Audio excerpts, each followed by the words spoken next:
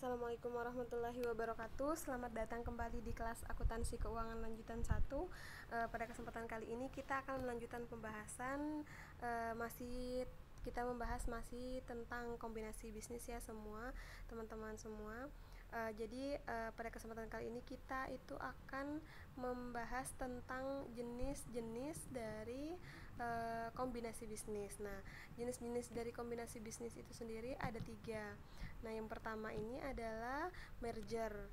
Kemudian yang kedua itu adalah konsolidasi, yang ketiga adalah akuisisi.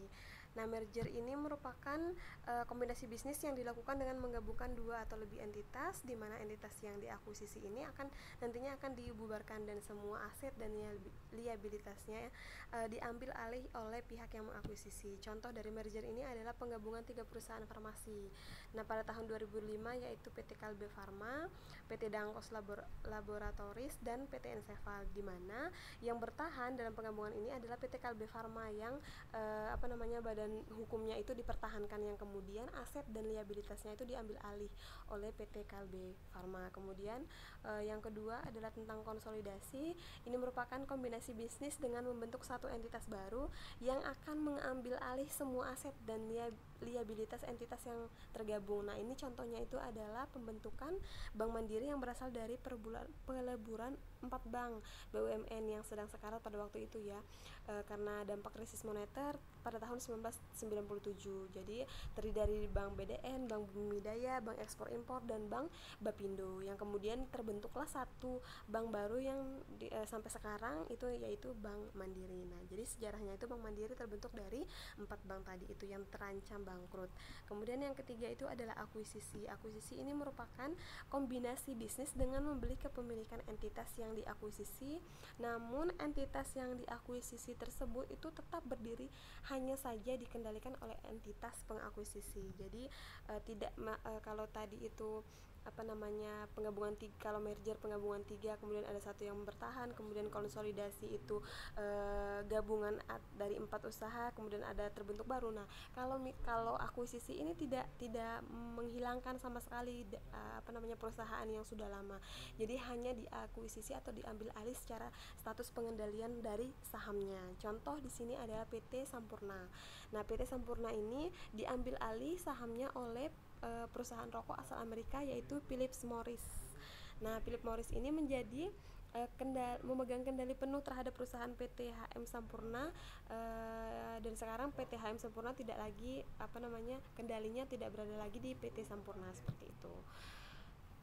Kemudian selanjutnya itu adalah aspek perpajakan dalam kombinasi bisnis. Nah, proses merger dan akuisisi itu akan melibatkan transfer aset dan liabilitas.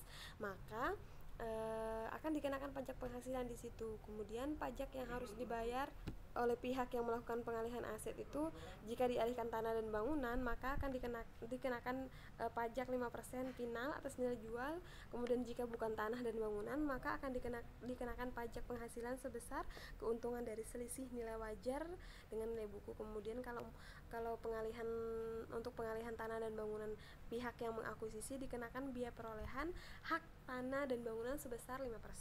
Oke, kemudian selanjutnya kita akan melanjutkan ke akuntansi kombinasi bisnis. Kita akan melihat atas proses merger, akuisisi atau konsolidasi itu akan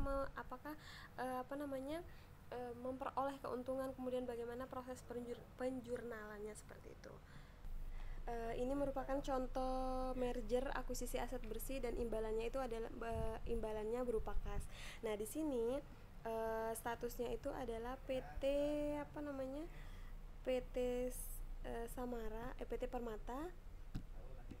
PT Permata yang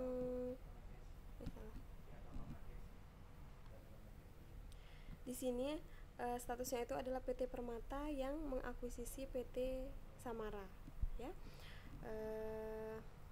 Di sini PT Permata mengakuisisi dengan memberikan imbalan kas itu senilai 352 juta. Kemudian PT Permata juga mengeluarkan 20 juta rupiah untuk biaya legal. Maka kita harus menghitung apakah berapa nilai goodwill yang akan diperoleh PT Samara seperti itu.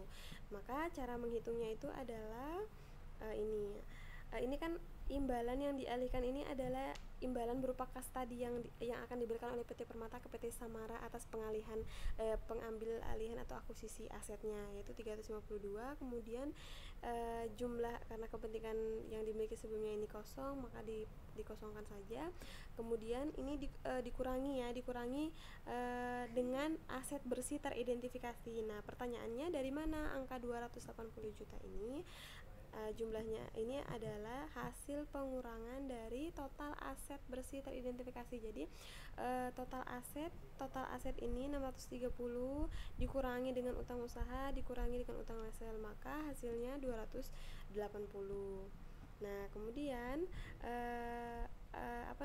hasil pengurangan antara jumlah imbalan dan aset bersih teridentifikasi itu, maka selisihnya itu merupakan goodwill atau keuntungan dari PT Samara seperti itu. Kemudian bagaimana pencatatan jurnalnya? Ini adalah jurnal yang dicatat oleh PT Permata. Ini saat mengeluarkan biaya legal ya 20 juta, maka jurnalnya itu adalah beban pada kas senilai 20 juta. Kemudian pada saat memberikan imbalan berupa kas, maka jurnalnya itu seperti ini. Kas 40. Ini kas yang didebet ini merupakan, kenapa kas piutang usaha persediaan ini didebet? Karena ini merupakan aset yang diterima dari proses akuisisi tadi dari Semaras. Ya, PT Semaras seperti itu. PT Samara maksudnya. Ini kenapa didebet? Karena ini merupakan aset yang diterima oleh PT Permata atas proses akuisisi PT Samara tadi. Maka di sini kasnya didebet semua dan goodwillnya juga di sini. Nah, utang wesel, utang usaha di kredit, maka jumlahnya ini harus balance. Nah, setelah dijumlahkan seperti itu, maka inilah jurnalnya.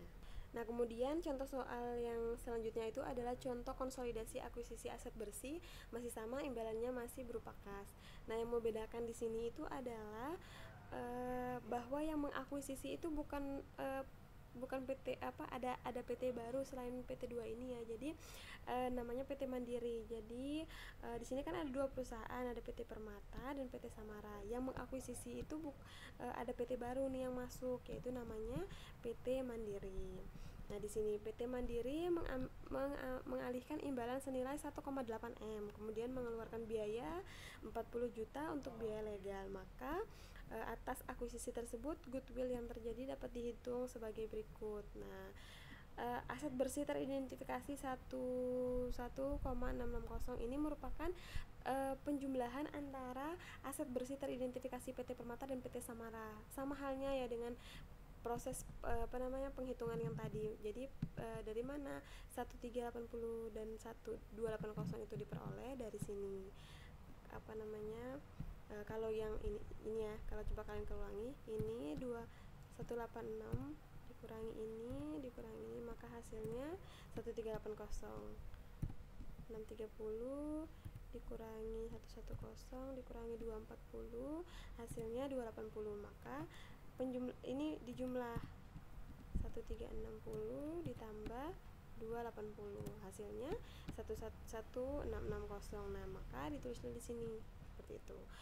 Maka selisihnya itu adalah 140 juta, itu merupakan goodwill. Kemudian bagaimana jurnal yang dibuat oleh PT Mandiri sebagai pihak pengakuisisi? Maka kurang lebih sama ya dengan hal yang tadi. Bedanya itu adalah nilainya saja yang berubah. Nanti yang harus kalian perhatikan adalah nilai kas dari yang diakuisisi oleh PT Mandiri. Kemudian pertanyaannya nilai 520, 350, 400, 320 ini dan 900 ini dari mana sih?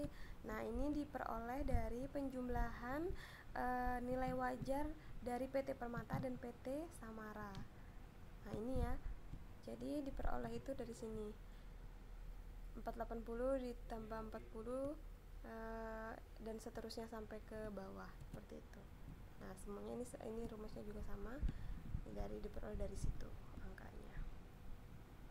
Baiklah, jadi seperti itu ya teman-teman semua. Nanti untuk file Microsoft Excelnya akan saya share di grup. Wassalamualaikum